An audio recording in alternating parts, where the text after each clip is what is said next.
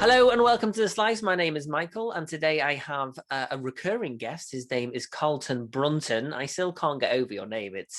It's an epic name. Carlton, how are we, sir? I'm very well. I'm very well, mate. I'm a little bit warm in this room, but Yeah. that's fine. It's one At of those. least you're It's not one of pink those like rooms. I am. I am for some reason that this week I've been out filming Monday, Tuesday, and I've been in the sun, and I can only imagine that's where I've picked up this pink kind of hue on my face when I'm on Zoom calls.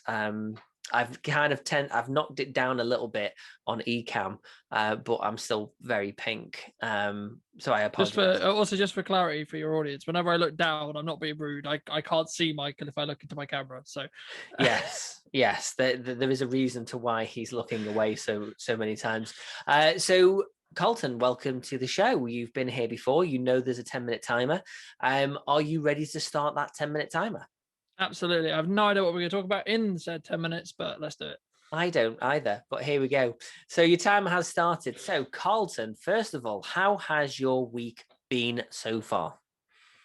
I mean, to give your audience some more context, the this week was all about reopening businesses in the UK, which is very exciting. And first week was absolutely chaos, as everyone thought, and then it kind of slowed down. But my week was like the opposite, if that makes sense. So like when Mhm. everyone was going crazy and looking in the shops and etc., I got really quiet, which was nice. And then it's now started to ramp up again, which is great for the business, but not for me not being absolutely exhausted all the time. Yes, and we just before we came on the call, we both spoke about how tired we both are, and Yes. it's because the world has gone. We need video, which is a lovely feeling to be in demand. I must say. But how have you found going back to our normal life now? How do you Mm. find that a lot of customers have been coming to you saying, "Yeah, we need video"? I mean, yes and no. I mean, I think it's people like I've kind of changed my strategy in the respect to like how I actually quote unquote sell video, right? Mhm. Like no one sells video, but like how you actually go about pitching it. I mean, for me, I don't really pitch it anymore. Like I'm in the position at the moment where most people they either want it or they don't, and then it's more the creative conversation or the budgetarial conversation more than Mhm. it's necessarily like, oh, should we do video or shouldn't we? But I think that just comes with time, right? I think that comes with demand. I think that comes with like whenever you do anything. So it's one of those things where I think it's important to make sure that when you're in a business role that you are aware of what your demand is like Mhm. already kind of passively, and you don't try and hard sell too much, because I think I don't know whether you found it, but I, the time where you actually get more work is when you don't try and sell, if that makes sense. I am probably the worst business owner ever because I never sell. In fact, I always say to clients, video sells itself. I'm not here to sell. I'm here to help you if you need video. If you Yeah, need video and yeah. you need someone to do a video for you, that is me. You will be charged for it. But I've never done this whole sell thing, and I think a lot of businesses do struggle with that area of having. It's not so much a confidence within yourself, but I don't like to put myself on other people. I But don't all get me I wrong, I can sell it. I could sit here and pitch oh to you I for five can't. minutes if you wanted me No, I to, can't. but there's no but for me there's no point. It's not enjoyable. I can sit here and say why it's going to get your return on investment, how it's going to get your return on investment, why it's good to do, why it's good, so on. But they're things you can Google, right? Like the reality of the fact is you're not going to come to me to know that. You're going to come to me to get to know me and to get to know how I work, right? Mhm. So Yeah, 100%. And I've just come back. I was just saying to you, the reason why I'm hot and flustered is because I've literally had a face-to-face meeting, which was an hour away, and I did not factor that in. I literally factored in 20 minutes either side. mm, So yeah, but do you know what it is? I think a lot of people have woken up to the fact that they need to promote themselves. They've spent the year on Zoom, and they realize that they need to just get it out there, get it out there. So many people are now saying, well, we need video. And it's mm, like, how do we go about it? And I really enjoy that process of working with them and going, right, stop panicking. It's my job to help you get to that, A to B. Because a lot of people think they have to do all the planning, and it's not necessarily true. Do you factor in planning, or do you kind of just say, well, what do you want, and then go and film it?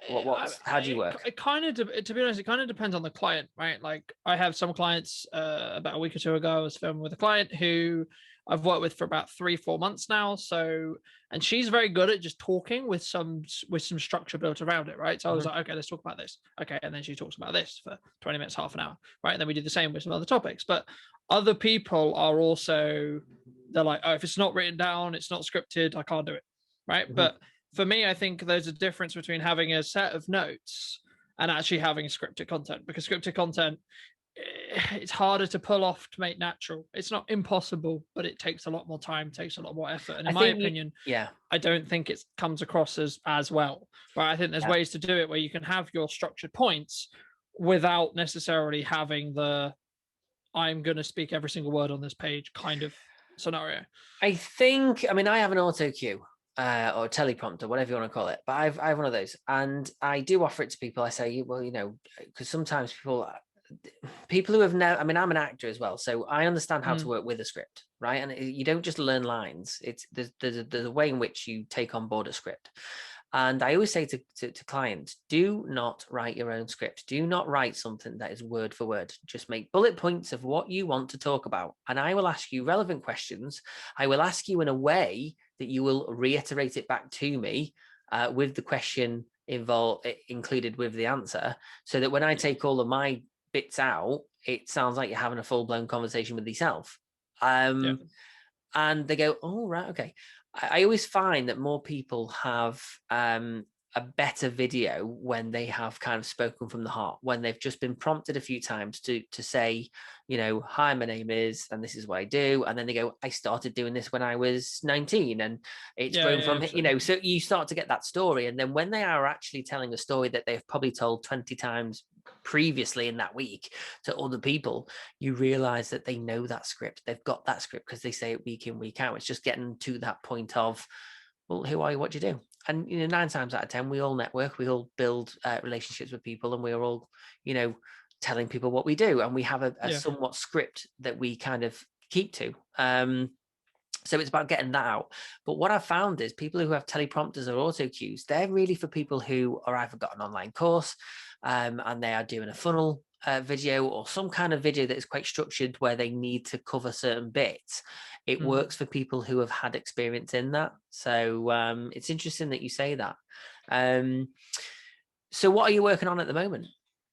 I mean, I've just launched a kind of community-based project that's about all showcasing local businesses as they're reopening. So we were lucky enough to get that into some local press, which was great. And then also, you mentioned that you saw the video a couple of weeks ago. So the first episode at the time of filming has gone out. The next episode will be going out Monday. And so that series has been great. That's kind of been the last 2 weeks, so to speak, in respect to what I've really been working on. And that's kind of allowed me to get to know some new business owners, which has been great as well, but also showcase kind of what Salisbury has to offer to potential visitors when that's more socially acceptable and possible to do, but also to introduce locals to places where they may not necessarily, places that are slightly out of the beaten way, or that are not the main thoroughfare, or places that people may not necessarily know in that respect as well. So what types of videos are clients asking for at the moment?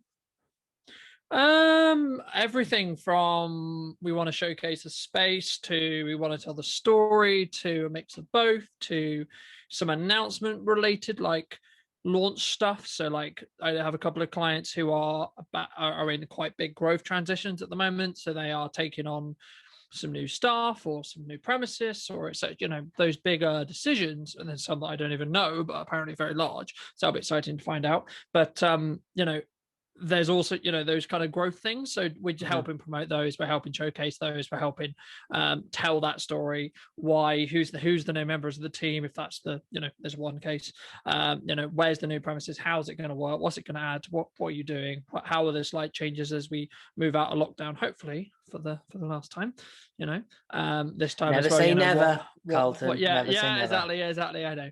And as well, what are they able to do now that they weren't necessarily able to do before or now, etc. What they're going to be able to do come May, what they're going to be able to do in theory come June, etc.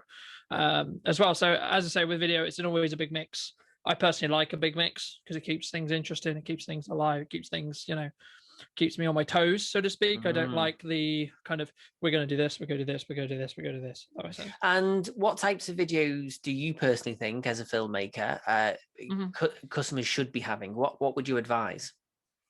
In most cases, I would say, like, at the moment, brand awareness is the strongest thing to do, because at the moment there's a lot of uncertainty on, as we discussed, whether lockdown's going to be a thing, whether lockdown's going to happen again or not.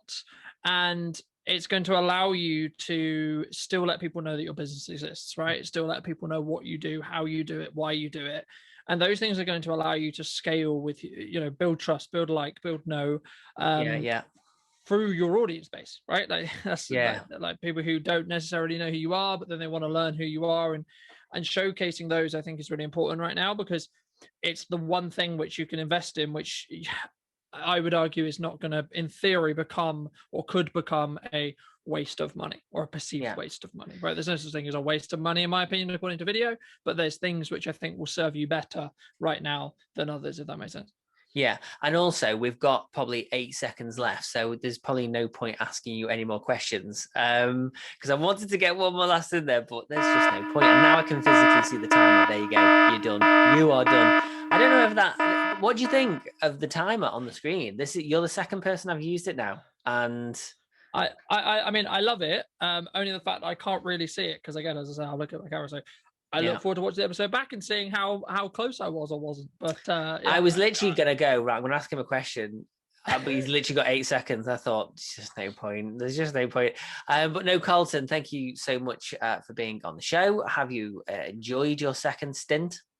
Yes, of course. Always. It's always good. It's always good fun, and explaining and talking about video and why we do what we do.